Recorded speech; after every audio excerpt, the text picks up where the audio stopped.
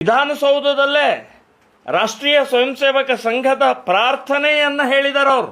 ಕಾನೂನು ಬಾಹಿರವಾದಂಥ ಚಟುವಟಿಕೆಯಲ್ಲಿ RSS ಮಾಡಿಲ್ಲ, ಮಾಡುವುದೂ ಇಲ್ಲ. RSSನ ಒಂದು ತಪ್ಪು ಹೇಳಿ, ನೀವು ಕಾಂಗ್ರೆಸ್ನವರಿಗೆ ನೀವು ಸಂವಿಧಾನ ಬಗ್ಗೆ ಮಾತನಾಡೋಕೆ ನಿಮಗೆ ನೈತಿಕತೆನೇ ಇಲ್ಲ. ನೀವ್ಯಾರ್ರಿ ಇದನ್ನು ಕೇಳುವಂಥ ಹಕ್ಕು ನಿಮಗಿಲ್ಲ. ಸನ್ಮಾನ್ಯ ಗೃಹ ಮಂತ್ರಿಗಳಿಗೆ ನಾನು ಕೇಳೋದು, RSS ಅನ್ನುವಂಥದ್ದು ಕರ್ನಾಟಕದ ಸೀಮಿತ ಸಂಘಟನೆ ಅಲ್ಲ, ಇದೊಂದು ರಾಷ್ಟ್ರೀಯ ಮಟ್ಟದ ಅಂತಾರಾಷ್ಟ್ರೀಯ ಮಟ್ಟದ ಸಂಘಟನೆ ಇದು. ಸೊ ಅಂತಾರಾಷ್ಟ್ರೀಯ ಮಟ್ಟದಲ್ಲೂ ಸುಮಾರು 150 ದೇಶಗಳಲ್ಲೇ ಕೆಲಸ ಮಾಡ್ತಾ ಇದೆ RSS. ಖರ್ಗೆ ಅವರೇ, ನೀವು ಗೃಹ ಮಂತ್ರಿಗಳು, ನಿಮಗೆ ಇದರ ಕಲ್ಪನೆ ಇರಬೇಕು.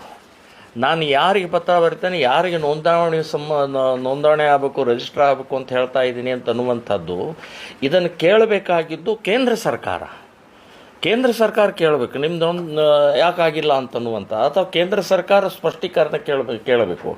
ನೀವ್ಯಾರ್ರಿ? RSS 140 ಕೋಟಿಯ ಭಾರತೀಯರ ಮಧ್ಯದಲ್ಲಿ ಕೆಲಸ ಮಾಡ್ತಾ ಇದೆ. ಸೊ ನೀವು 7 ಎಲ್ಲಿ 140 ಕೋಟಿ ಎಲ್ಲಿ, ಯಾವ ಲೆಕ್ಕ ಏರ್ತಾ ಇದ್ರಿ? ಏನು ನಿಮ್ಮ ಉದ್ದೇಶ ಏನು? ಸೊ ಈಗಾಗಲೇ ರಾಷ್ಟ್ರೀಯ ಮಟ್ಟದಲ್ಲಿರುವಂಥ ಸಂಘಟನೆಗೆ 100 ವರ್ಷ ಆಗಿದೆ, 100 ಇಯರ್ಸ್. ಸೊ 100 ಇಯರ್ಸ್ ಆದಂಥ ಈ ನಿರಂತರವಾಗಿ ಬೆಳೀತಾ ಇದೆ, ನಿರಂತರವಾಗಿ ವಿಸ್ತಾರ ಆಗ್ತಾ ಇದೆ, ನಿರಂತರವಾಗಿ ಜನ ಪೋಷಿಸ್ತಾ ಇದ್ದಾರೆ, ಜನ ಬೆಂಬಲಿಸ್ತಾ ಇದ್ದಾರೆ, ಜನ ಬಯಸ್ತಾ ಇದ್ದಾರೆ.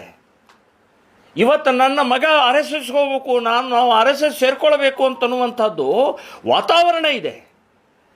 ಯಾರೂ ಕಾಂಗ್ರೆಸ್ ಸೇರಬೇಕು ಅಂತನ್ನುವಂಥದ್ದು ಒಬ್ಬ ಹೇಳಿಲ್ಲ, ಹೇಳುವುದೂ ಇಲ್ಲ.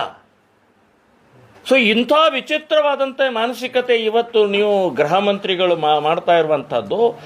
ಎಲ್ಲೋ ನಿಗೂಢವಾದಂಥ ಹಿಡನ್ ಅಜೆಂಡಾ ಇದೆ ಇವ್ರದ್ದು. ಸೊ ಆ ಹಿಡನ್ ಅಜೆಂಡಾದಲ್ಲಿ ಇವರೊಬ್ಬರೇ ಇಲ್ಲ, ಇವ್ರ ಹಿಂದೆ ಭಾಳ ದೊಡ್ಡ ಶಕ್ತಿ ಇದೆ ಅಂತ ಅನ್ನುವಂಥದ್ದು ನಾನು ಹೇಳ್ತಾ ಇದ್ದೀನಿ. ಇದರ ಹಿಂದೆ ಹಿಂದೂ ವಿರೋಧಿ ಶಕ್ತಿ ಇದೆ. ಕಾಂಗ್ರೆಸ್ ದೊಡ್ಡ ದೊಡ್ಡ ನಾಯಕರ, ರಾಷ್ಟ್ರೀಯ ಮಟ್ಟದ ನಾಯಕರಿದ್ದಾರೆ. ಆದರೆ ಒಂದು ನಾನು ಸನ್ಮಾನ್ಯ ಗೃಹ ಮಂತ್ರಿಗೆ ಕೇಳ್ತಾ ಇದ್ದೀನಿ, ನಾನು ಅಧಿಕೃತವಾದಂಥ ಸರ್ಕಾರದ ಪತ್ರ ಕಳಿಸಿದ್ದೀನಿ ಅಂತನ್ನುವಂಥದ್ದು ನೀವು ಹೇಳಿದಿರಿ. ನಾನು ವೈಯಕ್ತಿಕ ಪತ್ರ ಕಳಿಸಿಲ್ಲ, ಸರ್ಕಾರದಿಂದನೇ ಅಧಿಕೃತ ಪತ್ರ ಕಳಿಸಿದ್ದೀನಿ ಅಂತ ಹೇಳುವಂಥವ್ರು, ಹಾಗಾದರೆ ಸನ್ಮಾನ್ಯ ಮುಖ್ಯಮಂತ್ರಿಗಳು ಯಾಕೆ ಮಾತಾಡ್ತಾ ಇಲ್ಲ? ಸರ್ಕಾರದ್ದೇ ಅತ್ಯಂತ ಪ್ರಮುಖ ವ್ಯಕ್ತಿ ಅಲ್ಲ ಅವರು ಯಾಕೆ ಮಾತಾಡ್ತಾ ಇಲ್ಲ? ಯಾಕೆ ಬಾಯಿ ಬಿಡ್ತಾ ಇಲ್ಲ? ಅವರು ವಿಧಾನಸೌಧದಲ್ಲೇ ರಾಷ್ಟ್ರೀಯ ಸ್ವಯಂ ಸೇವಕ ಸಂಘದ ಪ್ರಾರ್ಥನೆಯನ್ನು ಹೇಳಿದ್ದಾರೆ. ಅವರು ನಮಸ್ತೆ ಸದಾ ವತ್ಸಲೆ ಮಾತೃಭೂಮಿ ಅಂತನ್ನುವಂಥ ಪ್ರಾರ್ಥನೆ ಹೇಳಿದ ಅಷ್ಟೇ ಅಲ್ಲ, ನನಗೆ ಪೂರ್ಣ ಪ್ರಾರ್ಥನೆ ಹೇಳ್ತೀನಿ ನಾನು, ನಿಮಗೂ ಬರಲಿಕ್ಕಿಲ್ಲ ಅಂತನ್ನೋದು ವಿಧಾನಸಭೆಯಲ್ಲೇ ಹೇಳಿದ್ದಾರೆ, ರೆಕಾರ್ಡ್ ಆಗಿದೆ. ಸೊ ಇವತ್ತು ಯಾಕೆ ಮಾತಾಡ್ತಾ ಇಲ್ಲ?